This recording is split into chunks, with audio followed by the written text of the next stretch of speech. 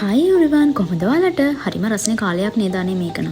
ඉතින් අපි රසනේ කියලා බල ඉන්නේ නැතුව හදමුද රස කොමඩු ජූස් එකක්. ඔයාලා කැමති පාට කුමරු ගෙඩියක් අරගෙන මෙන්න මේ විදිහට අපි දෙපැත්තම කපා ගන්න ඕනි. මගේ මේ සිම්පල් රෙසිපි එකට වඩා වෙනස් විදිහකට ඔයගොල්ලෝ ජූස් එක හදනවා නම් කමෙන්ට් එකක් දාන්න. ළමයි වයිල් කුක්බුක් අයියතරම් වැඩ දාන්න මං වැඩ දැන් නෑනේ. ඉතින් එහෙමයි කියලා නිකන් ඉන්නත් බෑනේ. චුට්ටක් එහෙමෙන් වට දෙකක් කරකලා ගත්තා. අතපය කපාගෙන නම් කමෙන්ට් දාන්න එපා ළමයි. ඔන්න ඊට පස්සේ අපිට තියෙන මේකේ තියෙන පොත්ත අයින් කරගෙන කොමුණු ගෙඩිය ලස්සන බබෙක් වගේ එළියට ගන්න.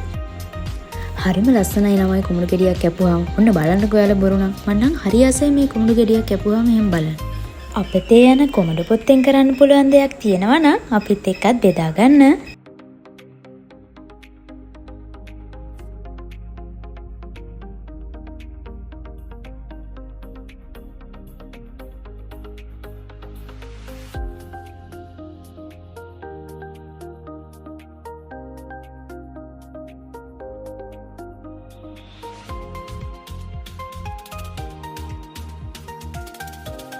කොමඩු ගෙඩිය ලස්සනට කපන්නේ නැහැ කියලා නම් බනින්න එපා. ඔයාලා කැමති හැඩයකින් කොමඩු ගෙඩිය කපා ගන්න. ලස්සනට කපන්න දන්නේ නැති නිසා කොහොම කැපුවත් බඩට නේ කියලා හිත හදා ගන්න මං.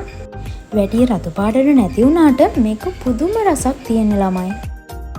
ඉතින් ඔයගොල්ලෝ ඊට පස්සේ මොකද කරන්නේ? මම නම් ලස්සන බෝල් එකක් අරගෙන ඒකට මේ කොමඩු කැලි ටික ඔක්කොම දාගන්නවා.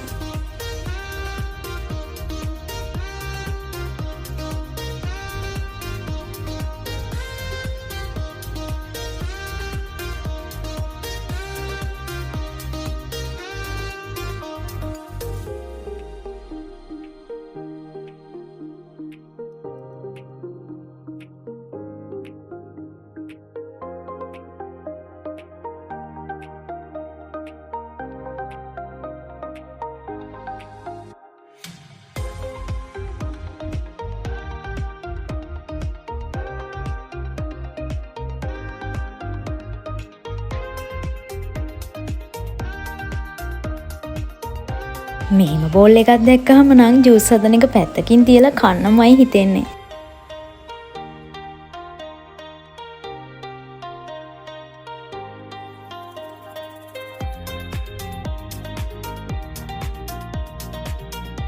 මාත් එක්කම කොමඩු ටික බ්ලෙන්ඩ් කරමුද ළමයි? මම නම් අයිස් කැට දාලා බොන්න කැමති නිසා අයිස් කැට දෙක තුනක් දාගන්නවා. හැබැයි අයිස් කැට දාන එක අත්‍යවශ්‍යම නැහැ. ලුණුයි සීනි ඔයාලගේ රස පදමට දාගන්න. ඉතින් ළමයි මේක රසක් දෙහි ගෙඩියක් උඩ දාලා අරගත්තාම රස වැඩිලු. බොරුවක් ළමයි. ඔයා කැමති දෙහි ගෙඩියක් අරගෙන ඒකත් රස පදමට දාගන්න. මම නම් සාමාන්‍යයෙන් දෙහි ගෙඩියක් අරගත්තොත් මෙන්න මේ ඇට ටික නම් අයින් කරනවා. නැත්තම් බීම එකකට දාගත්තාම අමුතු රසක් තමයි එන්නේ බ්ලෙන්ඩර් වුණාම.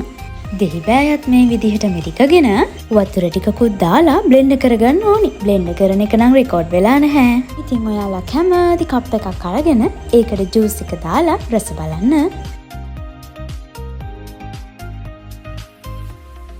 ඉතින් ඔයාලා මගේ වීඩියෝ එකට කැමති නම් ලයික් කරන්න, කමෙන්ට් කරන්න, ෂෙයා කරන්න, සබ්ස්ක්‍රයිබ් කරන්නත් අමතක කරන්න එපා. ආයෙත් දවසක ලස්සන වීඩියෝ එකකින් මම ඔයගොල්ලෝ ළඟට එන්නම්. බයි බයි.